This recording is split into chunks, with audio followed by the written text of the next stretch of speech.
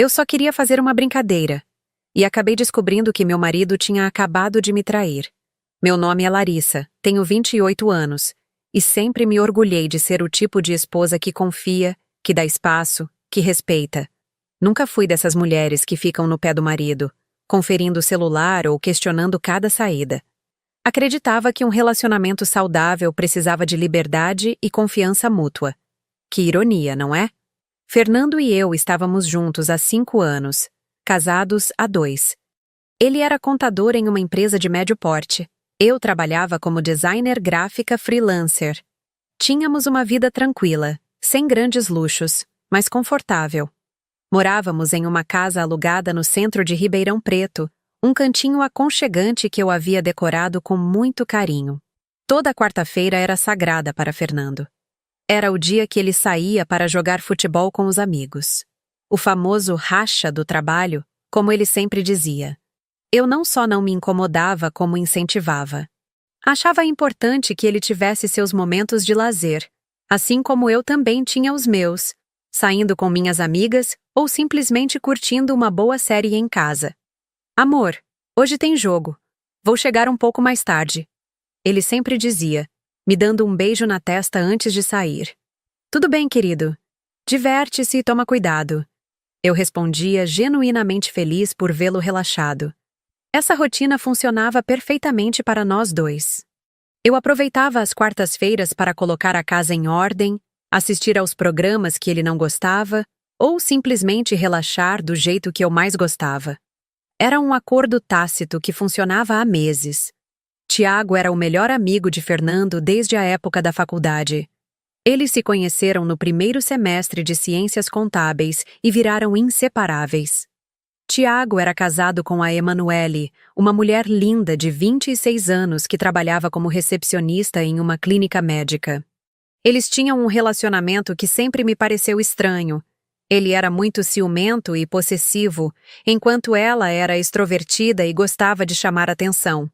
Essa Emanuele é meio esquisita, eu comentava às vezes com Fernando. Ah, Larissa, você que não conhece ela direito. É só o jeito dela mesmo, ele sempre defendia. Eu nunca insisti no assunto. Afinal, não era minha vida, não era meu problema. Mas sempre achei que havia algo ali que não batia direito. Naquela quarta-feira fatídica, 23 de outubro, tudo começou como sempre. Fernando saiu às 7 da noite, como de costume, me dando o beijo de despedida habitual. Tchau, amor.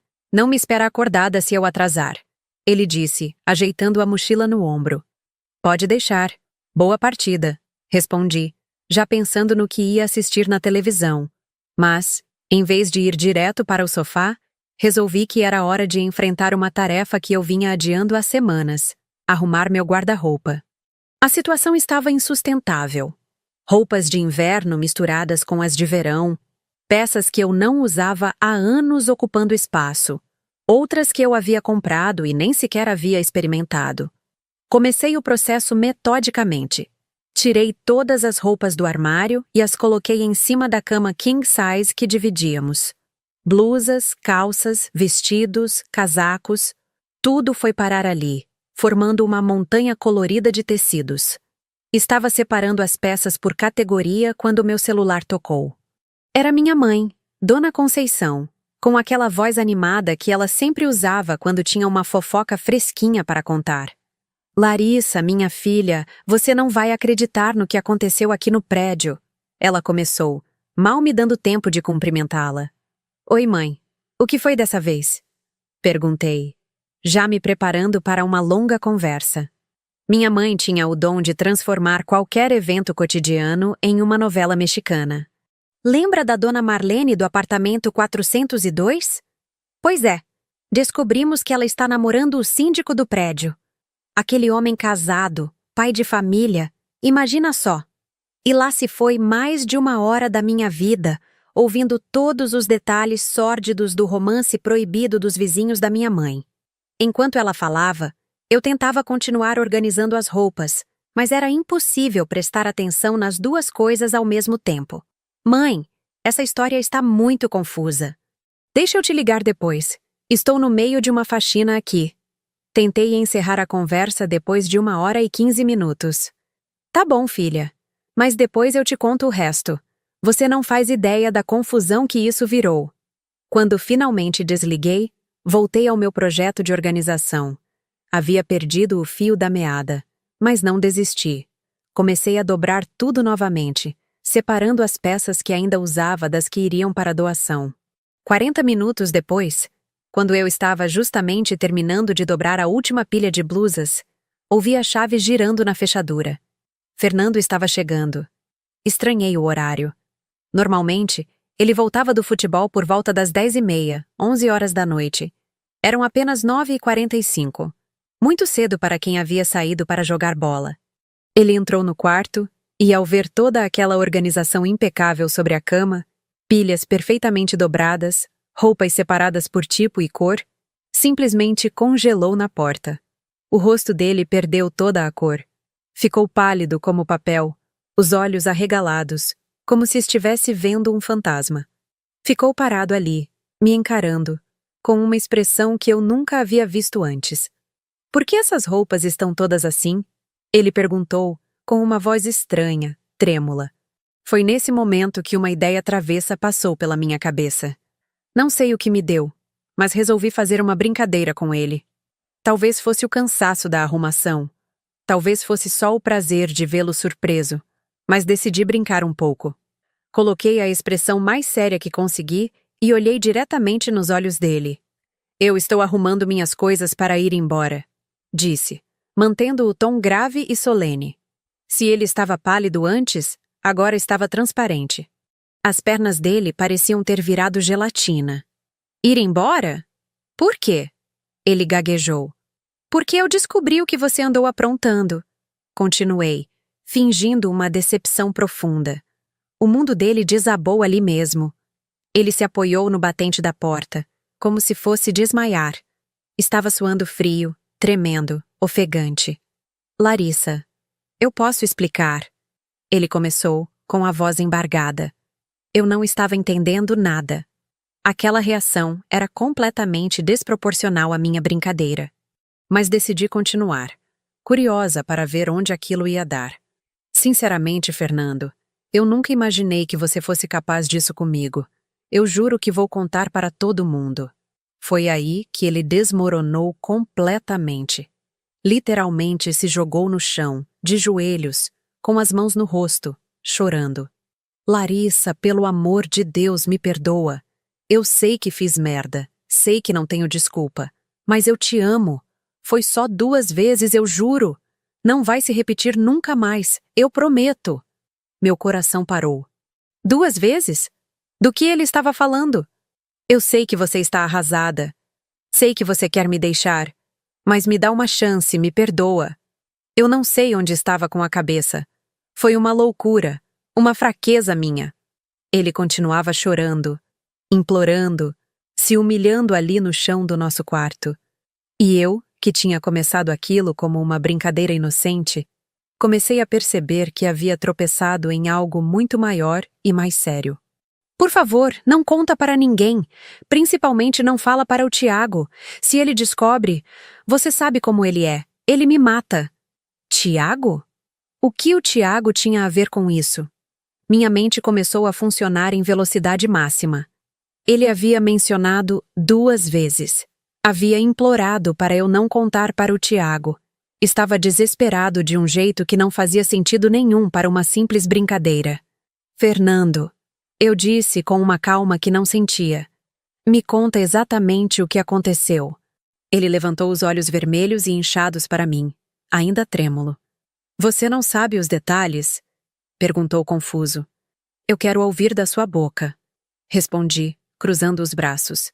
Ele respirou fundo, limpou o rosto com as costas da mão e começou a falar. Foi com a Emanuele. Aconteceu 2 vezes. A primeira foi há 2 semanas, depois do jogo. A gente tinha bebido um pouco, todo mundo foi embora, e ela ficou no bar conosco. O Tiago tinha ido embora mais cedo porque tinha que trabalhar no dia seguinte. Eu senti o chão desaparecer debaixo dos meus pés. Emanuele, a mulher do melhor amigo dele. A mulher que eu achava estranha, mas que nunca imaginei que pudesse ser capaz de algo assim. E a segunda vez? Perguntei, com a voz mais firme que consegui. Foi hoje. Ele disse baixando a cabeça. Eu não fui jogar bola hoje, Larissa. Eu fui encontrar com ela. Ela disse que não conseguia parar de pensar na primeira vez, que queria me ver de novo. Fomos para um motel na rodovia. Hoje. Hoje. Enquanto eu estava em casa, organizando roupas e conversando com minha mãe sobre a fofoca dos vizinhos, meu marido estava em um motel com a mulher do melhor amigo dele. Ela deu em cima de mim, Larissa. Ela que insistiu, ela que não me deixava em paz. Eu fui fraco, eu sei, mas foi ela que provocou tudo. Típico. Na hora de assumir a responsabilidade, a culpa era sempre da mulher. Eu sei que não tenho desculpa, mas você tem que entender que eu estava vulnerável. Ela é muito insistente, muito sedutora. Eu não consegui resistir. Ele continuou nessa ladainha por mais alguns minutos, alternando entre assumir a culpa e jogá-la toda para a Emanuele. Falou sobre como se arrependia, como aquilo não significava nada, como ele me amava e só queria salvar nosso casamento. Quando ele terminou de falar, eu me aproximei dele, que ainda estava no chão, e disse com toda a calma do mundo: Pois saiba que eu não sabia de nada disso. Eu estava só arrumando meu guarda-roupa. Isso tudo foi só uma brincadeira. E você acabou de se entregar. A expressão dele foi impagável. Primeiro, confusão. Depois, choque. Por fim, uma mistura de raiva e desespero. Como assim, brincadeira? Ele perguntou, ainda sem acreditar. Exatamente isso que você ouviu. Eu não sabia de nada. Não desconfiava de nada. Você mesmo se dedurou. Ele ficou em silêncio por alguns segundos, processando a informação. Depois, tentou se aproximar de mim. Larissa, então quer dizer que a gente pode conversar? Pode resolver isso? Não, eu o interrompi. Não vamos resolver nada. Você me traiu 2 vezes com a mulher do seu melhor amigo. Você me mentiu na cara durante semanas. Você acabou de confirmar que hoje, quando disse que ia jogar bola, foi para um motel com ela. Mas amor. Não me chama de amor. Então é o seguinte, quem vai sair dessa casa é você. Ou você arruma suas coisas e vai embora agora, ou eu conto para o Tiago com quem foi que você me traiu. Ele sabia que eu não estava blefando. Conhecia o Tiago melhor que ninguém. Sabia que o amigo tinha um temperamento explosivo, que era extremamente possessivo com a Emanuele, e que seria capaz de fazer uma besteira se descobrisse. Você não faria isso, ele disse, mas sem convicção. Você quer apostar? Pega o telefone e liga para ele agora. Conta para ele onde você esteve hoje à tarde.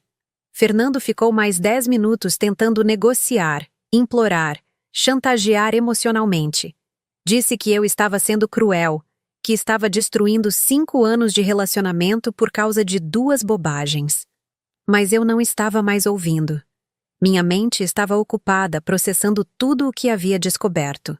As mentiras constantes, as quartas-feiras que não eram realmente quartas-feiras de futebol, a traição com alguém que frequentava nossa casa, que eu considerava uma amiga.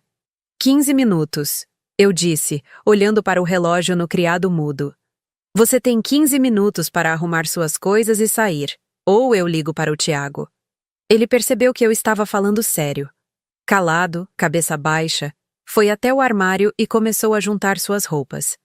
Colocou tudo em 2 malas grandes, pegou alguns objetos pessoais, seus produtos de higiene. Onde eu vou ficar? Perguntou, mais para si mesmo do que para mim. Isso não é mais problema meu. Respondi, me mantendo firme. Ele terminou de arrumar as coisas em silêncio. Antes de sair, tentou mais uma vez. Larissa, a gente não pode conversar direito sobre isso? Talvez com um tempo você consiga me perdoar. Sai, Fernando. Sai antes que eu mude de ideia e ligue para o Tiago mesmo. Ele pegou as malas e foi embora. Ouvi o carro dele saindo da garagem e só então eu desabei. Chorei por horas, não só pela traição, mas pela humilhação, pela descoberta de que minha confiança havia sido completamente quebrada, de que meu casamento havia sido uma mentira durante semanas, talvez meses. Chorei também por ter sido tão ingênua. por não ter percebido os sinais que agora pareciam óbvios. Os celulares guardados, os banhos demorados depois do futebol, as conversas interrompidas quando eu chegava perto. Nos dias seguintes, Fernando tentou me procurar várias vezes. Ligava, mandava mensagens, aparecia no meu trabalho, sempre com a mesma conversa, que se arrependia, que tinha sido um erro, que queria reconquistar minha confiança. Eu não cedi. Não porque não sentisse nada por ele ainda, mas porque sabia que não conseguiria mais confiar. Como olhar para ele toda quarta-feira e não me perguntar onde ele estava realmente indo? Como dividir uma cama com alguém que havia me traído com a mulher do melhor amigo dele? Mas eu não contei para o Tiago. Não porque tivesse pena do Fernando, mas porque conhecia o temperamento do Tiago. Ele era do tipo que resolvia as coisas na porrada primeiro e pensava depois. Tinha medo real de que ele fizesse alguma besteira e acabasse se prejudicando. Preferi me preservar e deixar que a vida se encarregasse de fazer justiça. E não demorou muito para isso acontecer. 2 semanas após o Fernando ter saído de casa, eu estava no supermercado quando encontrei a Renata, irmã do Alberto, outro integrante da turma do futebol. Larissa, que bom te ver. Soube que você e o Fernando estão separados. Sinto muito, ela disse com aquela cara de piedade que eu estava começando a odiar. Obrigada, Renata. Essas coisas acontecem, respondi tentando ser educada. Mas você soube do que aconteceu com o Tiago e a Emanuele? Ela perguntou, baixando a voz conspirativamente. Meu coração acelerou. Não, o que aconteceu? Ele pegou ela na cama com o Maurício. Imagina só. Coitado do Tiago, ele está destruído. Maurício, outro do grupo. Então não era só o Fernando. A Emanuele estava passando o rodo no time inteiro. Quando isso aconteceu? Perguntei tentando soar casual. Semana passada. O Tiago chegou em casa mais cedo do trabalho e encontrou os dois no flagra. Diz que foi uma confusão terrível. Ele partiu para cima do Maurício, quebraram meio apartamento. A Emanuele estava histérica, gritando que não era nada daquilo, que tinha sido só uma vez. E o que aconteceu depois? O Tiago expulsou os dois de casa. Dizem que o Maurício foi parar no hospital, levou uma surra terrível. A Emanuele saiu de casa só com a roupa do corpo. Agora está morando com a mãe. Eu fingi surpresa e choque, mas por dentro estava sentindo uma satisfação terrível. A vida havia se encarregado de fazer justiça muito mais rápido do que eu imaginava. Que situação terrível, comentei, balançando a cabeça. Pois é. E o pior é que agora estão saindo uns boatos de que não foi só com o Maurício. Dizem que ela andava saindo com vários da turma. Você sabe como é. Quando a casa cai, aparece tudo. Vários da turma. Fernando havia me dito que foram só 2 vezes, mas eu tinha certeza de que havia mais. Homens que traem sempre minimizam, sempre contam só uma parte da verdade. Bom, Renata, tenho que ir. Foi bom te ver. Me despedi, ansiosa para processar tudo aquilo em casa. Nos dias seguintes, mais detalhes da confusão chegaram até mim através de diferentes fontes. Aparentemente, a briga entre Tiago e Maurício havia sido épica. Maurício havia quebrado 2 costelas e ficado com o rosto desfigurado. Tiago havia sido indiciado por agressão, mas Maurício não quis levar adiante porque sabia que estava errado. A Emanuele havia tentado se reconciliar com o Tiago, mas ele não quis nem conversa. Havia mudado a fechadura de casa, bloqueado ela em todas as redes sociais, e disse para todo mundo que a considerava morta. E Fernando? Fernando ficou quietinho no canto dele. Não fez nenhum comentário sobre a separação do casal, não foi visitar o amigo, não se manifestou de forma alguma. Estava com medo de que, no meio da confusão, seu nome também viesse à tona. Mas a vida ainda não havia terminado de fazer justiça comigo. 3 semanas depois da separação, Fernando apareceu na minha porta. Estava com uma cara péssima, magro, barba por fazer, olhos fundos. Larissa, a gente precisa conversar, ele disse. Não temos nada para conversar, Fernando, respondi. Mas não fechei a porta na cara dele. Curiosidade feminina. Por favor, só 5 minutos. Eu deixei ele entrar, mas não ofereci nenhum copo d'água. Ele se sentou na ponta do sofá, como um visitante indesejado. Eu vim te devolver algumas coisas, ele disse, tirando uns papéis da pasta que carregava. Eram os documentos do carro e da moto. Ele estava transferindo os dois para o meu nome. Por que você está fazendo isso? Perguntei desconfiada. Porque eu devo isso para você. Porque eu estraguei tudo. Porque eu sei que você podia ter me ferrado muito mais do que ferrou. Ele não estava errado. Se eu tivesse contado para o Tiago na época, Fernando provavelmente teria apanhado tanto quanto o Maurício.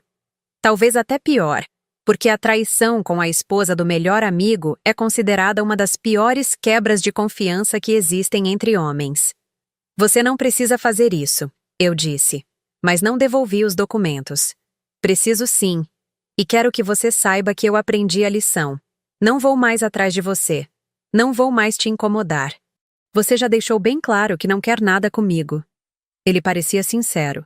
Parecia finalmente ter entendido a gravidade do que havia feito. Mas eu tenho um pedido para fazer. Ele continuou. Que pedido? Se um dia alguém perguntar sobre o que aconteceu entre a gente, você pode não entrar em detalhes? Principalmente sobre a Emanuele. Ah, então era isso. Ele estava com medo de que eu abrisse a boca e contasse para todo mundo que ele também havia transado com a Emanuele. Com o escândalo que havia se formado, ele sabia que se seu nome fosse associado à história, seria o fim da reputação dele. Você está com medo de que eu conte que você também comeu a mulher do Tiago.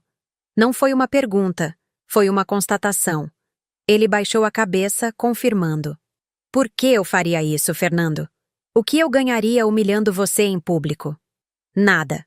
Você não ganharia nada. Mas muita gente faria só por vingança. Ele não estava errado. Muitas mulheres traídas fazem questão de expor o ex-marido, de contar para todo mundo os detalhes sórdidos da traição. Mas eu não era assim. Nunca fui de lavar roupa suja em público. Pode ficar tranquilo. Eu não vou sair por aí contando detalhes da nossa separação. O alívio no rosto dele foi visível. Obrigado, Larissa. Sério. Obrigado. Ele ficou mais alguns minutos, tentando fazer uma conversa civilizada, mas o clima estava pesado demais. Quando saiu, eu sabia que provavelmente não o veria mais por um bom tempo. E estava certa. Nos meses seguintes, Fernando sumiu do mapa. Mudou de emprego, se mudou para outro bairro, saiu de todas as redes sociais. Soube por terceiros que ele havia entrado em depressão, que estava fazendo terapia, que havia parado de sair de casa nos fins de semana. Tiago também nunca mais foi o mesmo. O homem que antes era extrovertido e brincalhão se transformou em alguém amargo e desconfiado. Vendeu o apartamento onde morava com a Emanuele, se mudou para outro bairro, evitava todos os lugares onde poderia encontrar alguém da antiga turma. A Emanuele tentou reconstruir a vida, mas não foi fácil. Numa cidade como Ribeirão Preto, onde todo mundo conhece todo mundo, a fama de mulher que trai com os amigos do marido gruda na pessoa. Ela teve que mudar de emprego, perdeu várias amizades, passou a ser vista com desconfiança por outras mulheres casadas. Maurício também saiu de Ribeirão Preto. Depois da surra que levou e da exposição pública, decidiu que era melhor recomeçar em outro lugar. Ouvi dizer que se mudou para São Paulo, onde tinha uns parentes. E eu? Eu fiquei com o carro, com a moto, com a casa e com a satisfação de ter descoberto a verdade antes que ela me destruísse completamente. Não vou mentir. Os primeiros meses foram difíceis. Tive que lidar com a solidão, com a sensação de ter sido enganada, com a reconstrução da minha autoestima. Mas também tive que lidar com algo que não esperava, o poder, porque Fernando não estava mentindo quando disse que eu poderia tê-lo ferrado muito mais. Eu tinha uma informação que poderia destruir completamente a vida dele, e ele sabia disso. Por isso, quando eu precisava de alguma coisa, uma assinatura de documento, uma transferência bancária, um favor qualquer, ele nunca disse não. Não porque me amasse ainda, mas porque tinha medo do que eu poderia fazer se me irritasse. Era um poder que eu nunca havia experimentado antes. O poder de ter alguém na palma da mão, de saber que ele faria qualquer coisa para manter meu silêncio. Aprendi que às vezes a maior vingança não é a explosão pública. Não é a humilhação na frente de todos. Às vezes a maior vingança é o poder silencioso.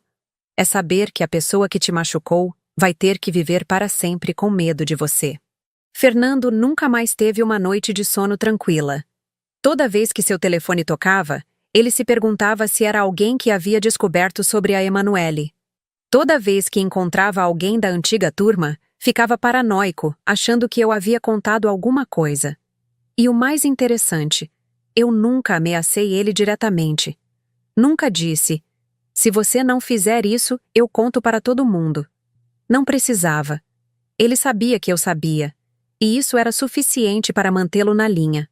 6 meses depois da nossa separação, eu estava em um bar com minhas amigas quando Fernando apareceu. Estava acompanhado de uma mulher que eu não conhecia. Uma loira alta e magra que parecia bem mais nova que ele. Ele me viu e ficou claramente desconfortável. Tentou sair sem me cumprimentar, mas eu acenei para ele. Não por educação, mas para deixar claro para a mulher que estava com ele que nós nos conhecíamos. Ele não teve escolha. Veio até a minha mesa. "Oi, Larissa", disse, visivelmente nervoso. "Oi, Fernando. Não vai me apresentar a sua acompanhante?" A mulher, que se chamava Patrícia, parecia curiosa sobre quem eu era. Fernando me apresentou apenas como uma amiga, mas eu fiz questão de corrigir. "Na verdade, nós fomos casados", disse sorrindo docemente. A cara da Patrícia foi impagável. Ela olhou para Fernando com aquela expressão de: "Por que você não me contou que sua ex-mulher estava aqui?" "Ah, é. A Larissa e eu fomos casados por um tempo", Fernando confirmou, constrangido. "Que coincidência vocês se encontrarem aqui", Patrícia comentou, tentando parecer casual. "Ribeirão Preto é pequena, não é mesmo?" Respondi, mantendo o sorriso.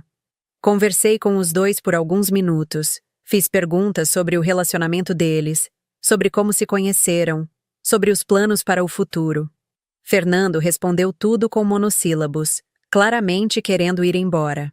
Quando eles finalmente se despediram, ouvi Patrícia perguntando para ele enquanto se afastavam: "Por que você não me contou que sua ex-mulher ia estar aqui?" "Eu não sabia", ele respondeu irritado. "Mas você podia ter me falado que ela é bonita assim." Fiquei meio sem jeito. "Esquece isso, Patrícia. Vamos para outro lugar." Eu sorri para mim mesma. Mesmo sem fazer nada, mesmo sendo educada e cordial, eu havia conseguido plantar uma sementinha de insegurança na cabeça da nova namorada dele. Ela ia ficar se perguntando por que ele havia ficado tão nervoso, por que não havia falado sobre mim antes, por que parecia estar escondendo alguma coisa. E Fernando? Fernando ia ter que lidar com as perguntas dela, com as desconfianças dela, com a paranoia dele mesmo. Porque ele sabia que eu não havia falado nada daquela vez, mas não tinha garantia de que não falaria na próxima. Esse é o problema de quem trai e mente. Perde a capacidade de confiar que os outros também não vão trair e mentir. Fernando ia viver para sempre com medo de que eu contasse a verdade. E, ironicamente, essa era uma punição muito maior do que qualquer vingança pública que eu pudesse ter feito. 1 ano depois da nossa separação, eu estava refazendo minha vida. Havia começado a namorar o Rodrigo, um arquiteto que conhecia através de uma amiga. Ele era tudo o que Fernando não era. Honesto, transparente, presente. "Você já foi casada antes?" Ele me perguntou quando nosso relacionamento começou a ficar sério. "Já." "Mas não deu certo", respondi sem entrar em detalhes. "Quer me contar o que aconteceu?" "Ele me traiu", disse, simples assim. "Que idiota", foi a resposta dele. E realmente, Fernando havia sido um idiota. Havia trocado um relacionamento estável, uma mulher que confiava nele, uma vida tranquila, por 2 transadas furtivas com a mulher de um amigo. Havia perdido tudo por quase nada. Mas eu não sentia mais raiva dele. Não sentia mais dor. Sentia uma mistura de pena e satisfação. Pena porque ele havia destruído a própria vida por pura burrice. Satisfação porque a vida havia se encarregado de fazer justiça de uma forma que eu nunca poderia ter planejado. Rodrigo e eu estávamos juntos há 6 meses quando decidimos morar juntos. Ele se mudou para a casa que eu dividia com Fernando, mas fizemos questão de redecorar tudo. Queríamos que aquele espaço fosse nosso, não uma versão reformada do que eu havia construído com meu ex-marido. Você tem certeza de que não se incomoda de morar aqui? Ele perguntou enquanto pintávamos as paredes da sala. Por que eu me incomodaria? Esta é minha casa. Eu que escolhi ela, eu que decorei, eu que transformei em lar. Por que eu deveria sair por causa do que ele fez? Rodrigo sorriu e me deu um beijo na testa. Você é mais forte do que imagina. E era verdade. O que havia acontecido comigo me fez descobrir uma força que eu não sabia que tinha. A capacidade de não ser vítima, de não me deixar destruir pela traição, de transformar dor em poder. 2 anos depois da separação, eu estava em um shopping center quando vi uma cena que me fez sorrir internamente. Era Fernando, empurrando um carrinho de bebê ao lado da mesma Patrícia que eu havia conhecido no bar. Ela estava visivelmente grávida, devia estar no 7º ou 8º mês. Eles pareciam felizes, conversando e rindo enquanto faziam compras para o bebê. Por um momento, senti uma pontada de algo que pode ter sido nostalgia. Afinal, Fernando e eu havíamos conversado sobre ter filhos durante nosso casamento. Quando você acha que seria uma boa hora para a gente tentar engravidar? Ele havia perguntado certa vez. Talvez quando estivermos mais estabilizados financeiramente. Quando conseguirmos comprar nossa casa própria. Eu havia respondido. Mas olhando agora para ele com a nova família, percebi que não sentia inveja. Sentia curiosidade. Será que ele havia contado para a Patrícia sobre a traição? Será que ela sabia que tipo de homem havia escolhido para ser pai do filho dela? Provavelmente não. Homens como Fernando são especialistas em reescrever a própria história. Apostava que ele havia contado para ela que nosso casamento havia acabado por incompatibilidade, ou porque crescemos em direções diferentes, ou qualquer outra desculpa vaga que não envolvesse assumir responsabilidade. Decidi não me aproximar deles. Não porque tivesse medo do constrangimento, mas porque não queria contaminar aquele momento deles com o passado. Se eles eram felizes, se ele havia realmente mudado, quem era eu para interferir? Mas o destino, como sempre, tinha outros planos. Eles me viram antes que eu pudesse sair discretamente. Fernando congelou por um segundo, aquele mesmo olhar de pânico que eu já conhecia tão bem. Patrícia me reconheceu imediatamente e acenou sorrindo. Larissa! Que coincidência! Ela disse, se aproximando com o carrinho. Oi, Patrícia. Oi, Fernando. Cumprimentei, mantendo o tom neutro. Olha só, ela disse, apontando para a barriga. Estamos esperando um bebê. Que maravilha! Parabéns para vocês dois, respondi, e era sincero. Independentemente do que Fernando havia feito comigo, aquela criança era inocente e merecia ser bem-vinda ao mundo. É um menino, Fernando disse pela primeira vez participando da conversa. Que emocionante. Vocês já escolheram o nome? Gabriel, Patrícia respondeu radiante. Fernando escolheu. É o nome do avô dele. Conversamos por alguns minutos sobre a gravidez, sobre os preparativos, sobre a ansiedade de ser pai pela primeira vez. Fernando gradualmente relaxou, percebendo que eu não ia fazer nenhuma maldade. Bom, não vou atrapalhar as compras de vocês, disse, me preparando para ir embora. Larissa, Fernando me chamou quando eu já estava me afastando. Sim? Obrigado, ele disse simplesmente. Eu entendi. Obrigado por não ter estragado aquele momento. Obrigado por não ter contado nada para a Patrícia. Obrigado por ter deixado ele seguir em frente com a vida. De nada, respondi. E dessa vez foi ele quem entendeu. De nada porque eu havia escolhido ser a pessoa maior, não porque ele merecia. Saí do shopping pensando em como a vida é estranha. Ali estava Fernando, construindo uma nova família, provavelmente sendo um marido melhor para a Patrícia do que havia sido para mim. Não porque ela fosse melhor do que eu, mas porque ele havia aprendido na marra o que acontece quando se perde uma boa mulher. E eu? Eu estava construindo minha própria vida nova, com alguém que me valorizava, que me respeitava, que nunca me daria motivos para duvidar da palavra dele. 3 anos se passaram. Rodrigo e eu nos casamos em uma cerimônia pequena, só com família e amigos próximos. Ele havia pedido minha mão de uma forma romântica e genuína, muito diferente do pedido de casamento do Fernando, que agora me parecia mecânico e sem alma. Eu quero passar o resto da minha vida provando que você tomou a decisão certa, Rodrigo disse quando colocou a aliança no meu dedo. E ele estava cumprindo a promessa. Todos os dias eu acordava sabendo exatamente onde meu marido estava, o que ele estava fazendo, com quem ele estava.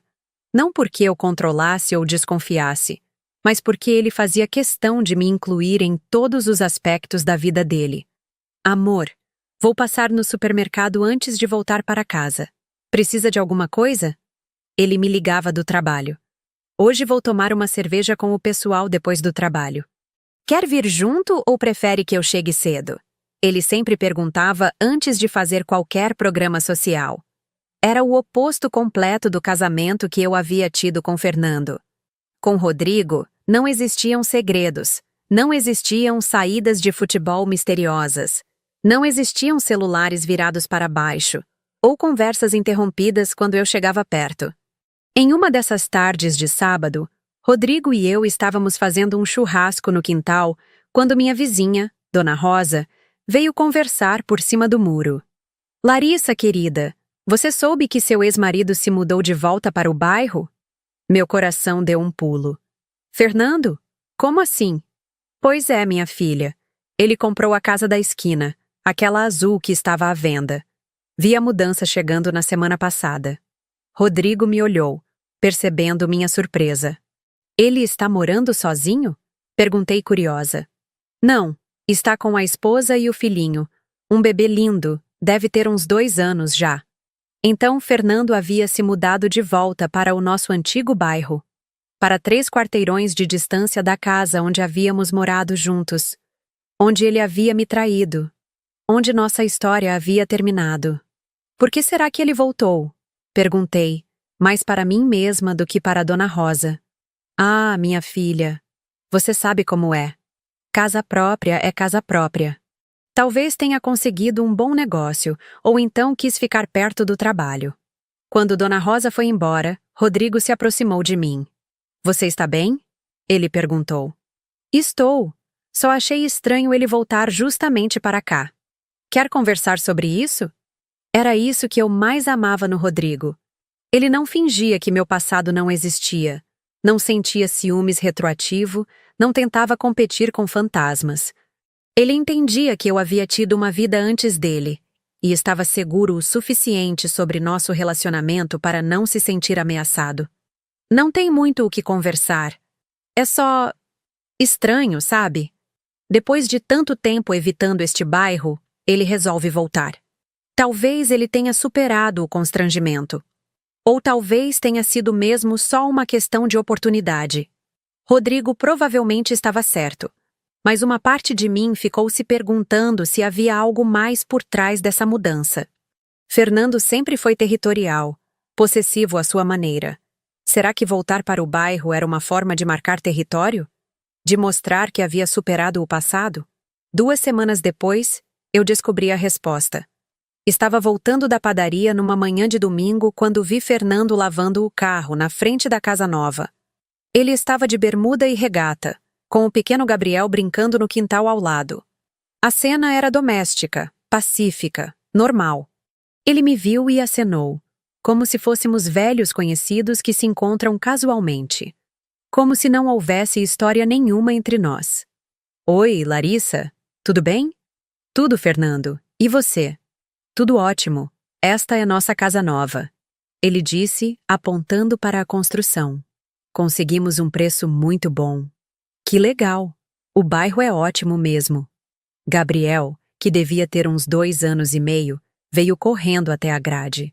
Era uma criança linda, com os olhos claros da mãe e o sorriso do pai. Esse é o Gabriel? Perguntei, sorrindo para o menino. É. Gabriel, fala oi para a tia Larissa. Oi, tia! O menino disse timidamente. Meu coração apertou um pouco.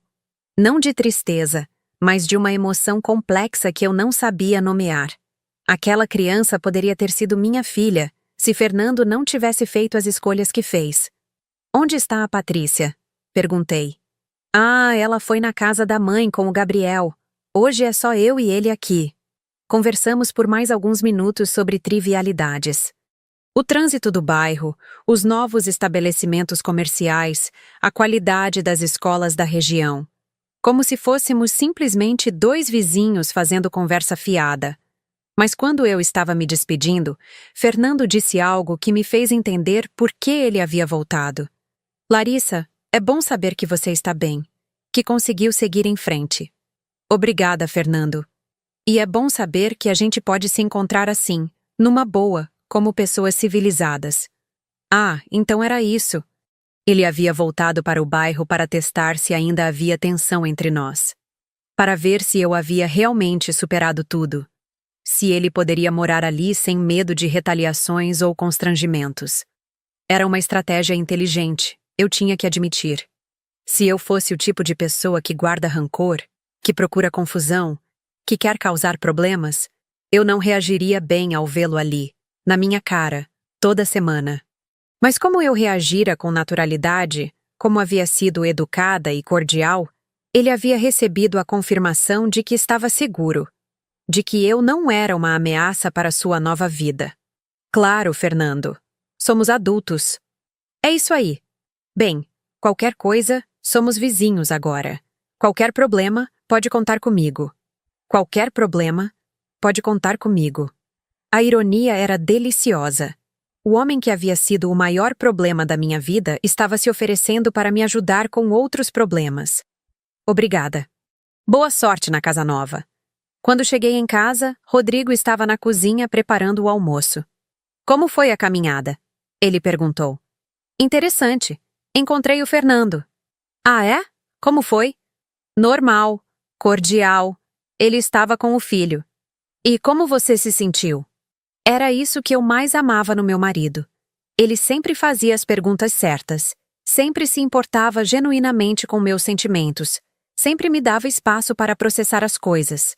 Bem, um pouco nostálgica talvez, mas bem. É estranho ver como as coisas poderiam ter sido diferentes. Você se arrepende de alguma coisa?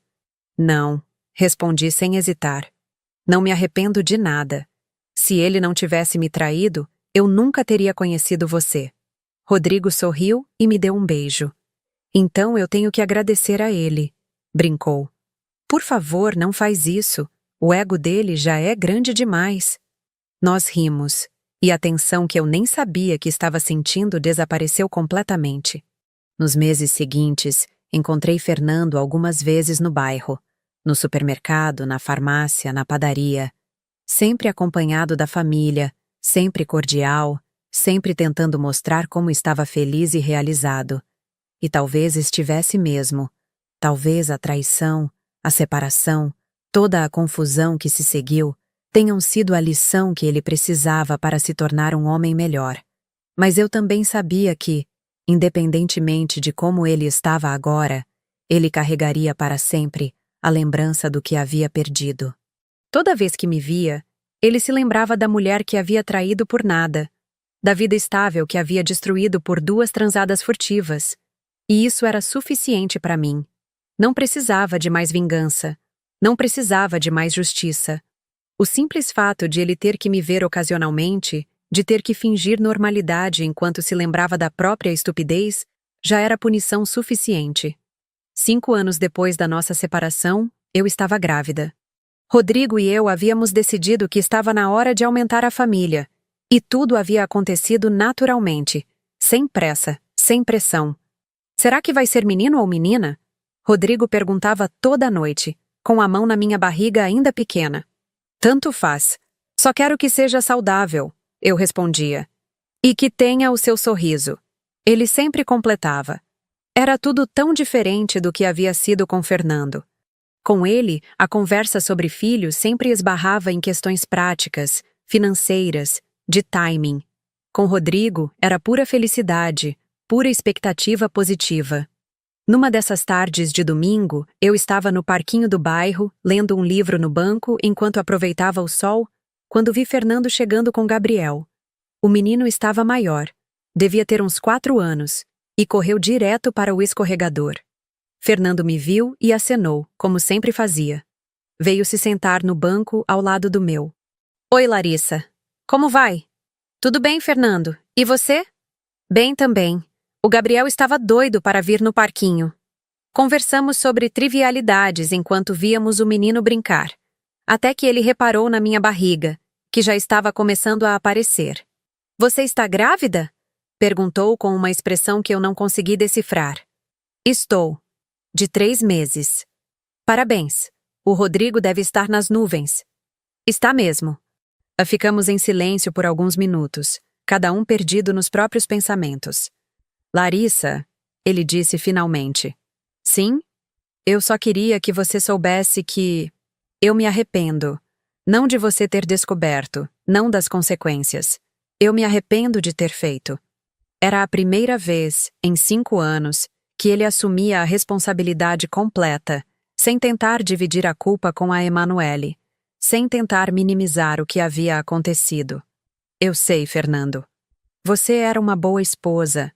Melhor do que eu merecia. Você não precisa falar isso. Preciso sim, porque é verdade.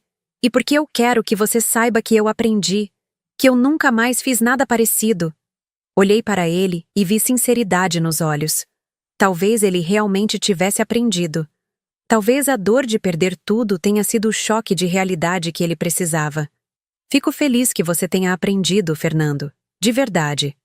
E eu fico feliz que você seja feliz. Você merece.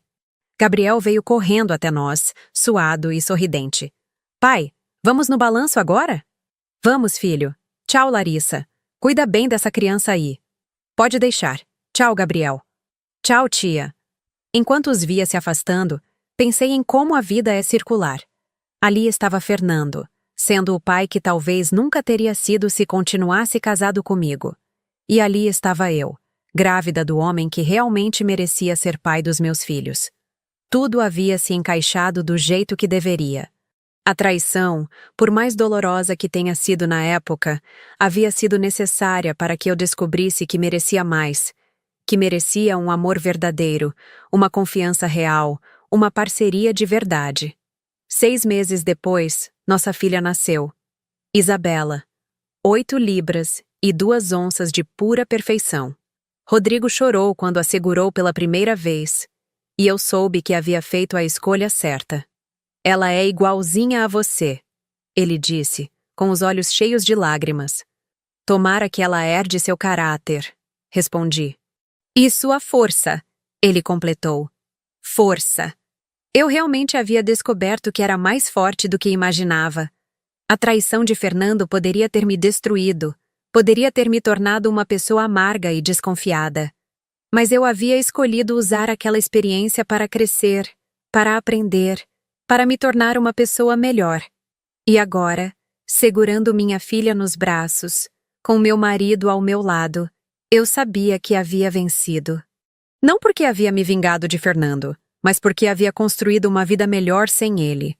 Hoje, quando olho para trás, vejo que aquela brincadeira boba que fiz naquela quarta-feira à noite foi o momento que mudou minha vida para melhor. Se Fernando não tivesse confessado a traição, eu poderia ter passado anos sendo enganada. Poderia ter engravidado dele. Poderia ter investido ainda mais tempo e energia em um relacionamento baseado em mentiras. A vida tem dessas ironias. Às vezes, o que parece ser a pior coisa que poderia nos acontecer acaba sendo exatamente o que precisávamos para nos colocar no caminho certo. E vocês, já passaram por alguma situação onde uma descoberta dolorosa acabou sendo uma bênção disfarçada? Já sentiram que o universo estava conspirando a favor de vocês, mesmo quando tudo parecia estar desabando? Me contem nos comentários suas experiências. Às vezes, dividir nossa história ajuda outras pessoas que estão passando por momentos difíceis a perceberem que existe luz no fim do túnel, que é possível reconstruir e ser ainda mais feliz do que antes.